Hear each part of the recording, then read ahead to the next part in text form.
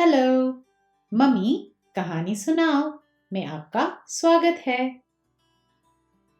पिछली कहानी खरा सौदा में हमने श्री गुरु नानक देव जी के बचपन की कहानी सुनी थी, जिससे उनकी उदारता का परिचय मिला था।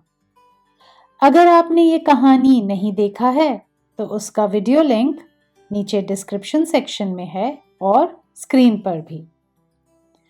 तो क्या आज आप एक नई कहानी के लिए तैयार हैं?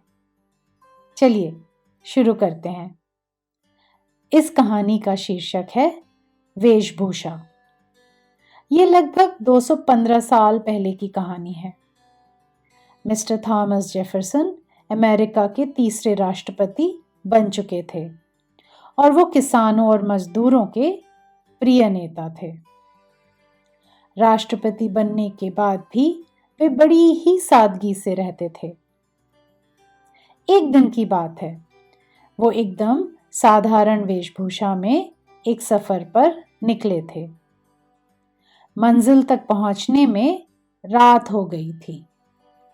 रात बिताने के लिए वो एक होटल में गए और होटल के मालिक से पूछा, क्या मुझे एक कमरा मिल सकता है? होटल के मालिक ने उन्हें हे भाव से देखा और किसान समझकर कहा, यहाँ कोई कमरा नहीं है। प्रेसिडेंट जेफरसन को ये बात समझने में बिल्कुल मुश्किल नहीं हुई कि उन्हें कमरा किस वजह से नहीं दिया गया और वो वहां से चले गए। अगले दिन होटल के मालिक को किसी तरह वास्तविकता का पता चला तो उसके पैरों तले जमीन ही खिसक गई। उसने तुरंत अपने एक सहायक से कहा, जाओ पता करो कि प्रेसिडेंट जेफरसन कहाँ ठहरे हुए हैं और उनसे माफी मांगो, उन्हें आदर के साथ ले आओ।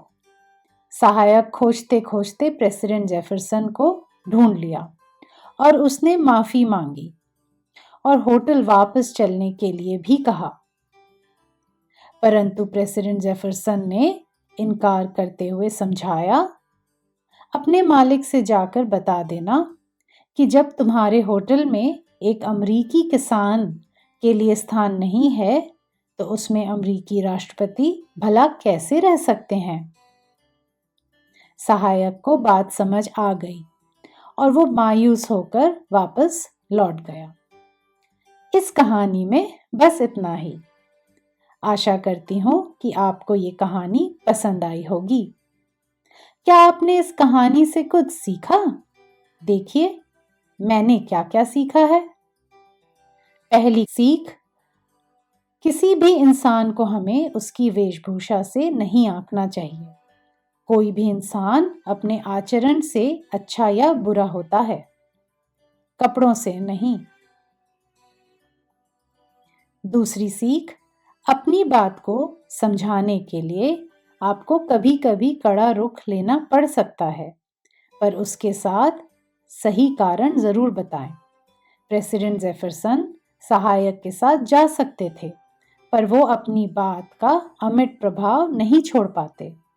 और फिर क्या हम आज ये कहानी की चर्चा कर रहे होते? तीसरी सीख, हम में विनम्रता और सादगी होना चाहिए। प्रेसिडेंट जेफरसन चाहते तो ये कह सकते थे कि मैं प्रेसिडेंट हूं, तो उन्हें तुरंत कमरा मिल जाता, लेकिन मालिक के मना करने पर वो चुपचाप एक आम आदमी की तरह चले गए, क्योंकि वे विनम्रता में विश्वास रखते थे।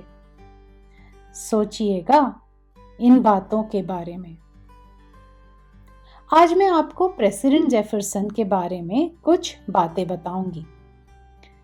उनका जन्म 1743 में हुआ था। डिक्लेरेशन ऑफ अमेरिकन इंडिपेंडेंस लिखने में 5 लेखकों में से एक लेखक मिस्टर जेफरसन थे। उन्हें पढ़ने, लिखने और ज्ञान प्राप्त करने का बहुत ज़्यादा शौक था। राष्ट्रपति होने के अलावा उन्हें आविष्कार करने में भी रुचि थी। मैक्रोनी मशीन, व्हील साइफर, डम वेटर उनके कुछ आविष्कार हैं। 1819 में प्रेसिडेंट जेफरसन ने यूनिवर्सिटी ऑफ वर्जीनिया की स्थापना भी की थी। वे अमेरिका के 7 फाउंडिंग फादर्स में से एक हैं। तो आज आपने हिंदी के कोई नए शब्द सीखे या सुने हैं? चलिए देखते हैं। मजदूर यानी कि लेबरर, प्रिय यानी कि लवेबल, तीसरे यानी कि थर्ड, अमिट यानी कि इंडेलिबल, हे यानी कि डिस्डेनफुल, और भी कई सारे शब्द थे। मैं ये चाहूंगी कि आप उनका मतलब कहानी से समझें और ढूंढें। थैंक यू इस कहानी को सुनने के लिए। मम्मी कहानी सुनाओ चैनल को प्लीज सब्सक्राइब करिए और इस बेल आइकन को क्लिक करके ऑल जरूर सेलेक्ट करिएगा आगे आने वाली सभी कहानियों का आनंद लेने के लिए। लाइक और शेयर जरूर करें और नीचे कमेंट सेक्शन में अपना फीडबैक देना ना भूलिएगा। सी यू सून।